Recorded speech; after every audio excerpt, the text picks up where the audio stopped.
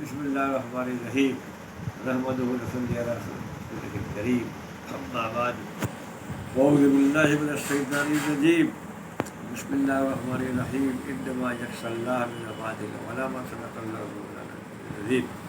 حضرات 22 آیت مقدسہ کے حوالے سے استاد گرامی مولانا علامہ شبنم قماری علیہ الرحمۃ والرضوان کی علمی و عملی زندگی پر نہایت اختصار کے ساتھ روشنی ڈالنا چاہتا ہوں۔ مولانا شبنم قماری علیہ الرحمہ، جن کو میں نے تقریباً 40 برسوں تک بہت قریب سے دیکھا ہے، میں چونکہ شاگرد رہ چکا ہوں اور ساتھ ہی گیا ان کی بستی ہے، ان کے محلے کا بھی رہنے والا ہوں، اس لیے میں نے ان کی خلوت بھی دیکھی ہے، ان کی جلوت بھی دیکھی ہے، ان کا سفر بھی دیکھا ہے، ان کا حضر بھی دیکھا ہے، سفر میں بھی شریک رہا ہوں اور حضر میں بھی شریک رہا ہوں۔ ان کی عملی زندگی کو بہت دقت نظر سے میں نے دیکھا ہے، تو میں یہ کہہ سکتا ہوں اپنی ذمہ داری پر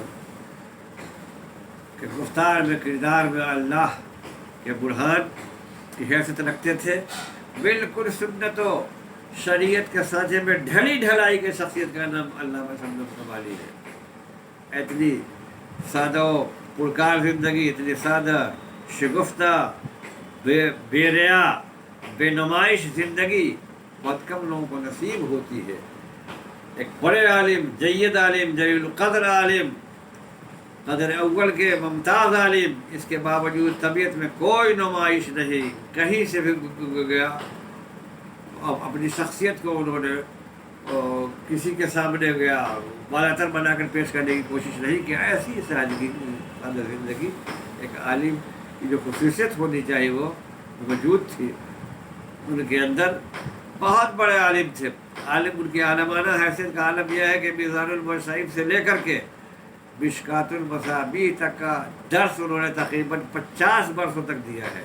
اس کے علاوہ اور جو مختلف فنون کی کتابیں ہیں ان کی بھی تدریس انہوں نے کی ہے، صرف، نحو، فقہ ہے، سب پر ان کی گہری نظر۔ ادب، عربی ادب، میں نے عربی ادب کی کتاب بھی ان سے پڑھی ہے، اور اتنے بڑے عالم تھے کہ واقعی علوم و فنون کو انہوں نے ایک عملی شکل میں پیش کرنے کی کوشش کی کہ کتاب النحو بھی ہے، کتاب الصرف بھی ان کی کتاب ہے، اور علم فقہ پر ان کی دقت نظر کا ثبوت فقہ امام اعظم ان کی تصنیف پیش کرتی ہے۔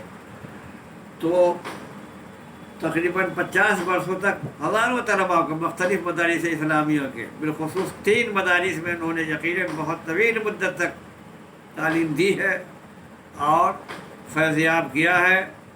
مدرسہ مظہر العلوم چھچوا دربھنگا، مدرسہ وحیدی آرا، اور مدرسہ اسلامیہ امانیہ لوام، جہاں اپنی ملازمت سے سبکدوش ہونے تک وہ سمجھے کہ وہ اپنے منصب پر فائز رہے مدرسہ اول کی حیثیت سے۔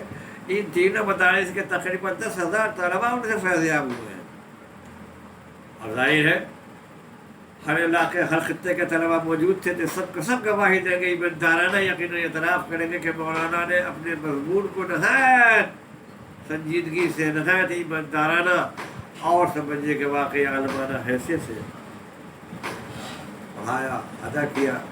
تو ایک عالم کے جو فرائض منصبی ہوتے ہیں کہ جس منصب پر وہ فائز ہے اس منصب کا لحاظ رکھے، اس کی لاج رکھے۔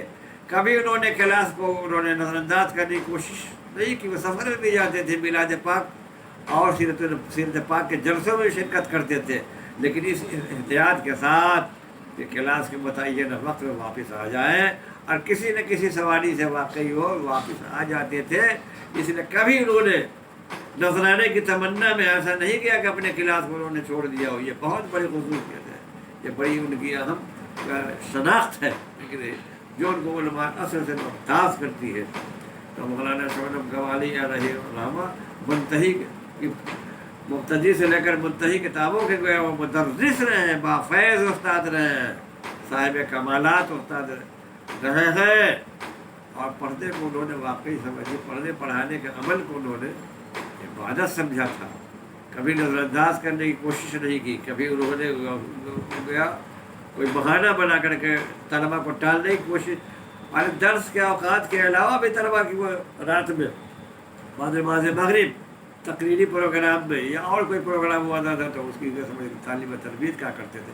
یعنی ایک فیض کا دریا تھا جو ہمیشہ ٹھاٹھے مارتا تھا، بوجھے مارتا تھا. یہ ان کے عالمانہ حیثیت ہے. اور حیثیت اور عملی زندگی، میں نے کہا کہ میرا موضوع ہے تو عملی زندگی کو میں نے کہا کہ بہت قریب سے دیکھا الحمدللہ. بالکل شریعت اسلامیہ کے کامل نمونہ تھے. شریعت اسلامیہ ان کا مکمل کا سمجھیے عمل تھا. انسان سے کمیاں ہو سکتی ہیں، کوتاہیاں ہو سکتی ہیں، غلطیاں ہو سکتی ہیں. میں نے نہیں دیکھا، اس لیے میں اپنی ذمہ داری پہ کہتا ہوں کہ تقریباً 40 برسوں تک میں نے ان کو دیکھا ہے سفر حضر میں. کبھی ان کی نماز قضا نہیں ہوئی، کبھی نماز ترک نہیں کی. دیگر فرائض واجبات کا بھی یہی عالم رہا ہے. اور پھر یہ کہ فروعی مسائل کے تعلق سے بھی یہی. چنانچہ پوری دیکھیں گھر والا گھر کے حال سے زیادہ واقف ہوتا ہے. پوری بستی، پورا علاقہ گواہ ہے کہ مولانا شبنم کمالی صاحب علیہ رحمۃ و رضوان کبھی کسی اختلاف میں، کبھی کسی جھگڑے رگڑے میں، کبھی کسی مقدمے میں کبھی بھی شریک رہے، کبھی نہیں رہے. بالکل یعنی ان کا عالم یہ تھا کہ دنیا میں ہو دنیا کا طلبگار نہیں ہو، بازار سے گزرا ہو خریدار نہیں ہو. اپنے گھر سے مسجد وہ کیڑے میں جاتے تھے اور وہاں سے آتے تھے مسکراتے ہوئے، مسکراہٹیں بکھیرتے ہوئے. سب لوگ احترام پر کھڑے ہو جاتے تھے. اب بچوں سے نہایت شفقت کے ساتھ پیش آتے تھے. تو یہ شفقت صرف بچوں کے ساتھ مخصوص نہیں تھی، بچے ہو، بڑے ہو، احباب ہو، سب. یہاں تک کہ وہ حضرات جو مباطن سے کوئی اختلاف رکھتے تھے ان کے ساتھ بھی اسی خوش دلی کا مظاہرہ فرماتے تھے. یعنی یہ ظاہر نہیں ہونے دیتے تھے کہ ان کو کسی سے اختلاف ہے، کسی سے نفرت ہے، کسی سے دوری ہے یا بغض و تکدر ہے. ایسے عالم ربانی مشکلوں سے ملتے ہیں. یقیناً وہی عالم ربانی تھے مولانا شبنم کمالی، جس کا نبی مکرم صلی اللہ علیہ وسلم کا ارشاد مقدس ہے کہ جس نے میں نے کسی عالم سے ملاقات کی، مجھ سے ملاقات کی. جس نے میں نے کسی عالم سے مصافحہ کیا، مجھ سے مصافحہ کیا.